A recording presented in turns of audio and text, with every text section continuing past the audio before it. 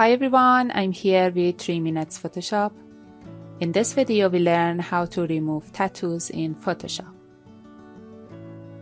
First, take a copy of the image, select the lasso tool, drag the cursor around the tattoo,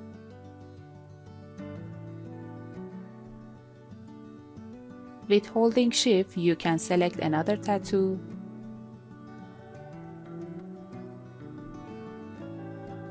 then go to Edit, choose Fill, follow these settings, then press Ctrl D. I hope you enjoyed this video.